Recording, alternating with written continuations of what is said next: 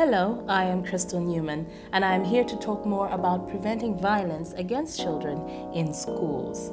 This show aims to be thought-provoking, to get you to think about your own memories when you were in school, maybe way back in the day, or to think about the young children around you, maybe children who are your siblings, your own blood who are in school and what they are facing.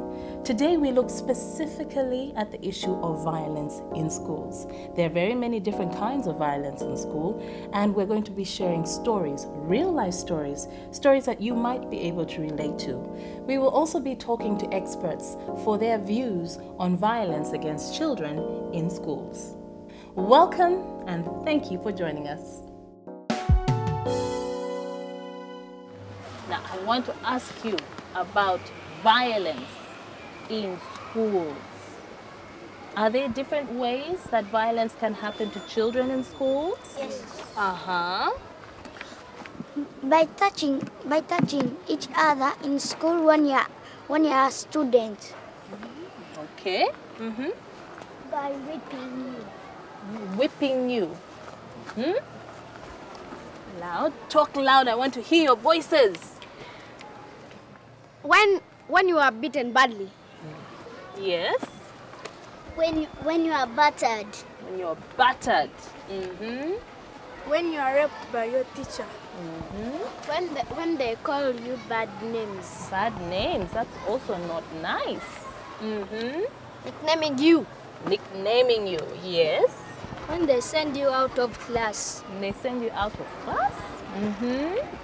When you are discriminated. Okay. Take one more answer, I think. One more answer. Yes. When you are all alone. Okay, when you're all alone. But sometimes, you know, you do have to be punished. Yes? But when I'm talking about punishment, are you supposed to be beaten in school? Are you supposed to be caned in school? Are you supposed to be kicked by your teachers? No. Those are the things that are not okay, isn't it? Yes? Yes. Yes, you can get punished in school if you do something wrong. Who said being sent out of class? Sometimes you will be sent out of class because you've been naughty. Maybe to go and see your headmistress, isn't it? Because you're punished. But when I say violence, that's when someone does something to you that hurts your body. And it's not supposed to happen in school. Isn't it? Yes. Okay?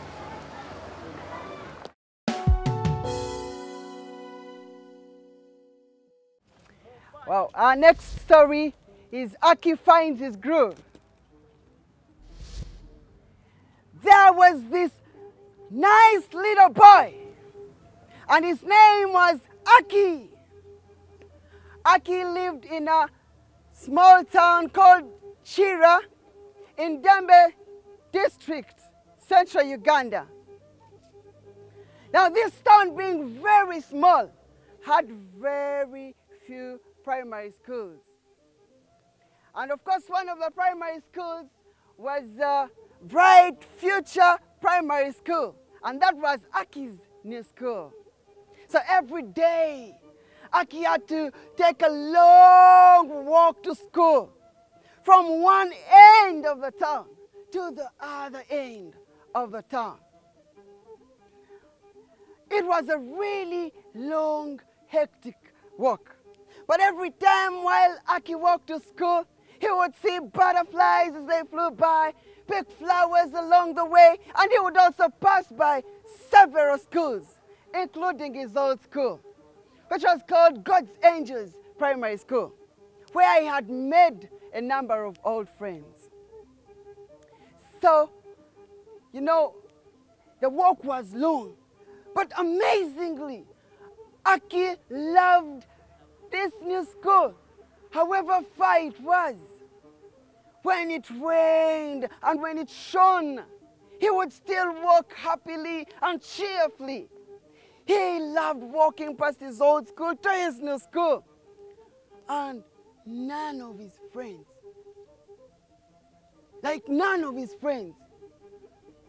knew why Aki loved going to this new school.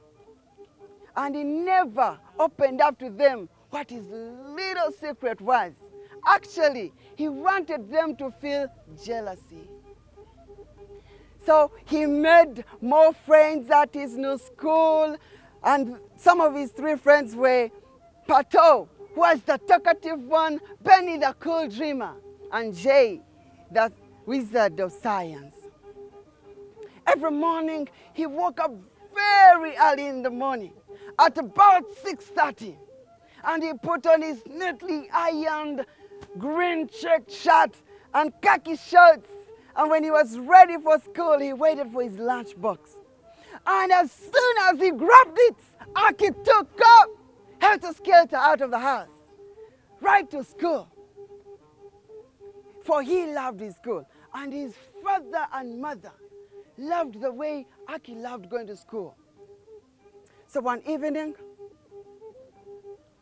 his mother, concerned, decided to ask him a very important question.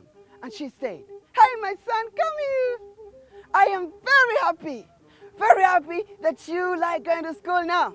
But Aki, I'd like you to tell me, why didn't you like going to school then? Why?" And Aki responded. He was like, "You know, Mommy, I have very many good friends at my new school." And the mother was like, "No, Aki, no, Aki. When you were at your former school, you still had friends. How come it's a little different with your new school? What happened?" "No, Mom. Actually, I had very good friends at my old school. They are still my friends," Aki answered. His mother felt that there was something that her son was not telling her. "So, my son, you have friends in your new school, not so?" "Yes, Mom." "You had friends in your old school, not so?" "Yes, Mom." "So how come it's quite different now?" And she insisted. Then Aki decided to tell her the truth. "You know, Mom, at my old school, the teachers were all not so interested in what we did. They found fault with the things that we did. They worried about our mistakes, which is not in our new school. In our new school, when we make a mistake, our teachers comfort us. They take us in and embrace us and say, 'No, you can still make it.' And I like that." Now the mom knew there was a difference. And she said, "Go on, my son. Go on, tell me more." His mother urged him on. "Mom, something else. There was always pressure on us to do the right things, to finish our homework at my old school.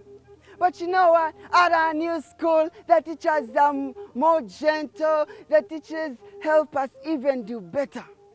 They tell us that the most important thing is to help us appreciate school, to value our education. And you know what, Mom?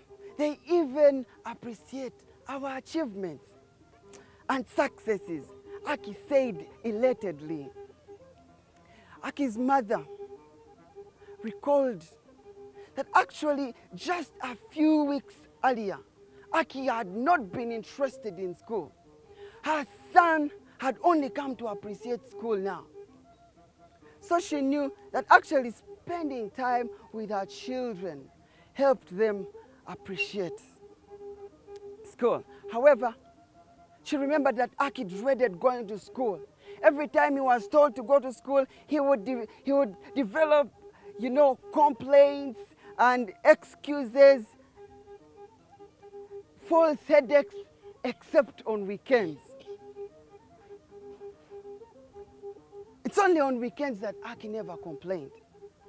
But now, Aki was so interested in school. He enjoyed it much more than before. Much more than before. And she demanded to know what more Aki was interested in at his new school. So Aki told her that, you know what, Mom? At the new school still, I feel more engaged. I feel more involved. Whenever there is an activity, the teachers call us to be part of the activity. We even have football matches between the teachers and the kids. And I like it. The other day I was a goalkeeper and I got a ball that the teacher shot. It was so exciting.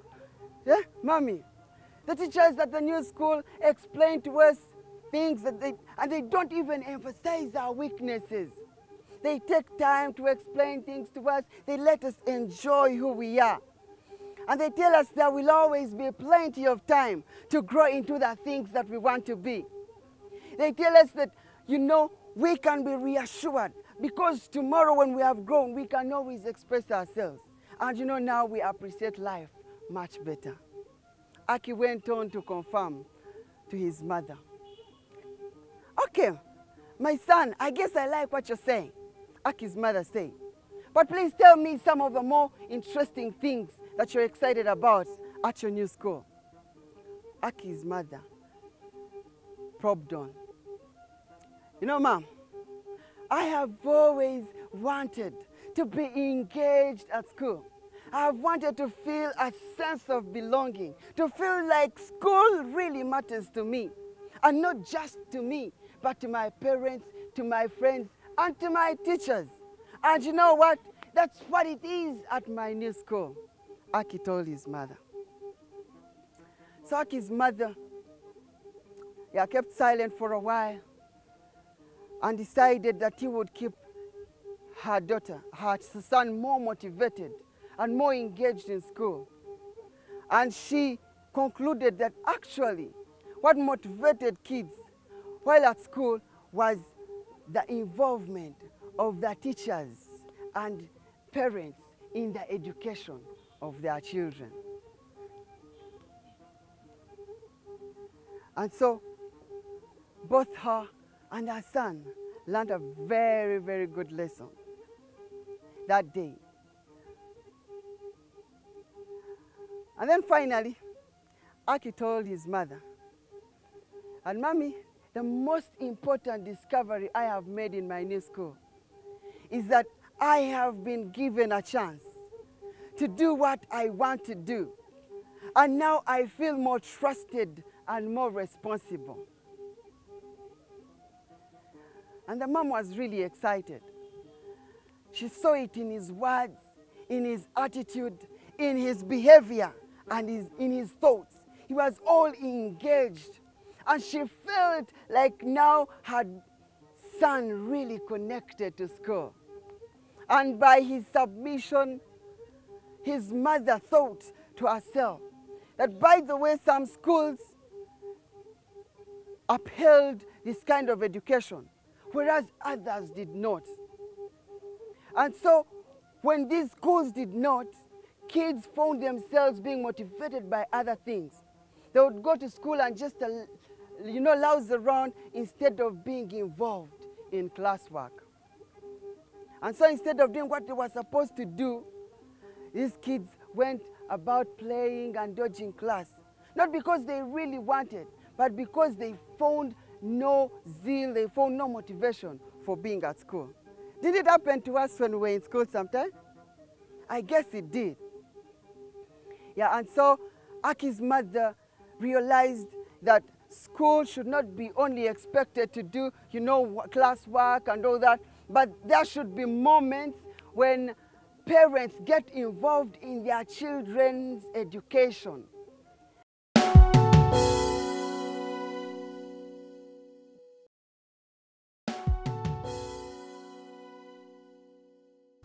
Right now, I'm with Margaret Kagoro Matovu, a teacher with 20 years of experience at Namirembe Infants Primary School right now. You're very welcome to the show, Mrs. Matovu. Thank you. Thank you for joining us. You're welcome. Now, 20 years you've been a teacher. Yeah. That's a very long time. Is it something that you always wanted to do? Yes. You always wanted to be a teacher? Yes. Okay. When you look back in time, 20 years ago, when you started as a teacher, Was violence in schools acceptable? Was it the norm? No, it wasn't the norm. It wasn't? Yeah, it started slowly until it graduated. Due to, by the time I started, the children were of the community. Okay. All people were responsible for the children. But time came when children tend to be for one pattern, the parents. Now the community withdrew. Okay. Now they started teaching, they started behaving the way they feel like, because they are being controlled only by the parents. And time came until it was on climax. But nowadays, as we are talking to them, even parents, they feel that their children, they are astray. They can't control them. They give us upper hand to control their children. Okay. Yeah. Oh, okay. That's very interesting. So basically, because children were becoming more stubborn, more independent, and they were not listening to, should I say, elders in their community, Yeah. teachers had to take it to the next level to start having corporal punishment in school? Yes, corporal punishment was there, but now it is reducing. A few years ago, we would hear of some very, very bad stories.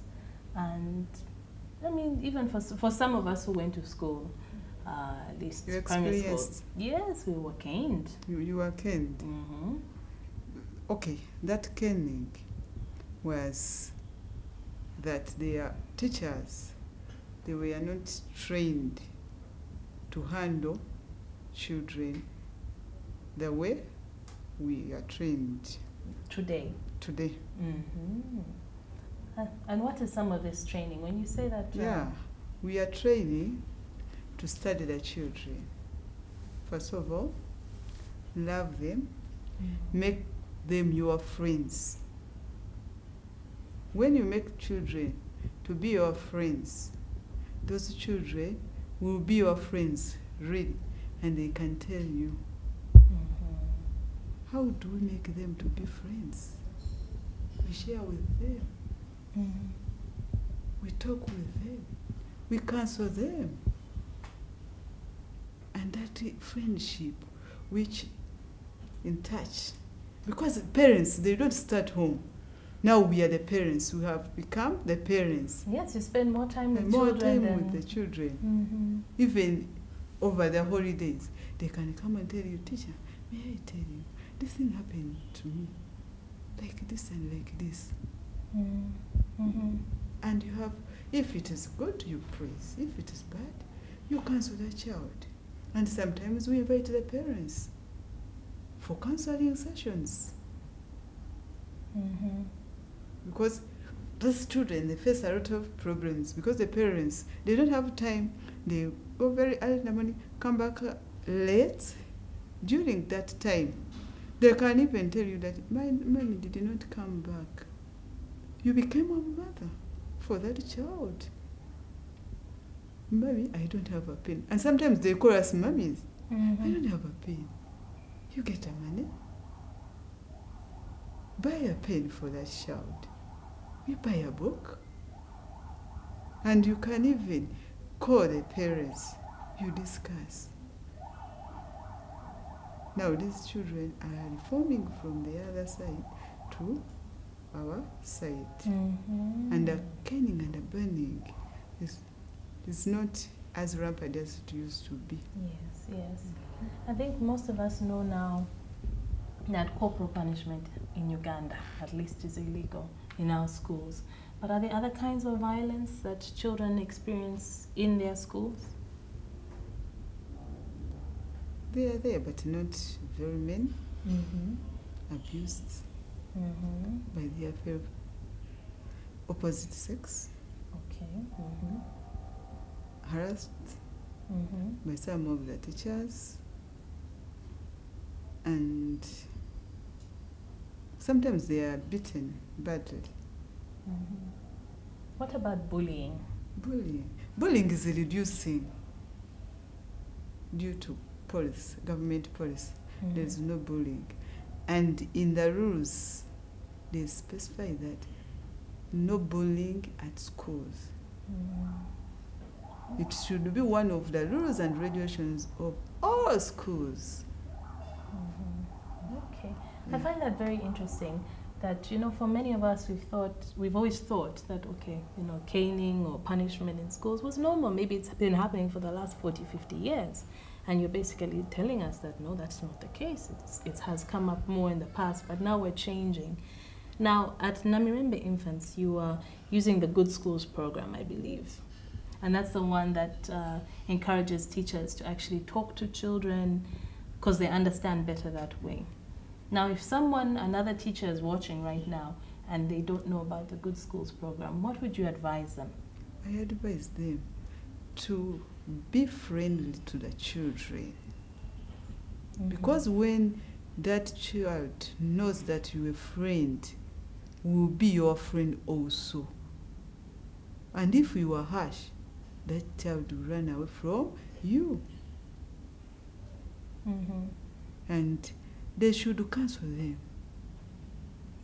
Because for us, we have street children, but they complete P7. Why? Because of counseling. Continuous counseling of children makes them feel that their presence is not. But those days, everyone was on his own way. We are taking the role of the parents from them to school. And do you know what they tell us? That you beat. You beat. And sometimes they come wanting to beat the children. We say no. We shall talk to the child. We shall talk to them. Don't mind. Then they say, we are bad. We are no longer even beating them.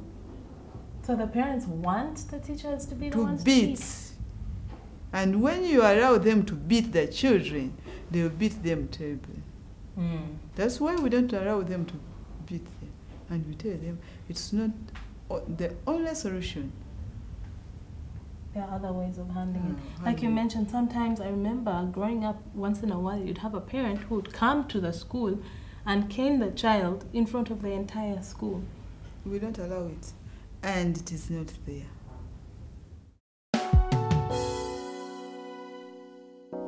Violence against children in schools is a very important issue. It cannot be ignored. Today we are pushing more and more of our children to go through the education system. But what kind of experiences are they going to have there? What kind of adults are they going to become? Are they going to come out of school and the only thing they know is to be violent? Is that what we want to teach the next generation? These are questions to ask yourself. Whether you're a parent, whether you have a sibling in school, whether you're just someone not even thinking about school just yet, but one day it will become an important issue. We need to think about this. Remember that it is everyone's right to enjoy a violence-free childhood. Thank you for watching. See you next time.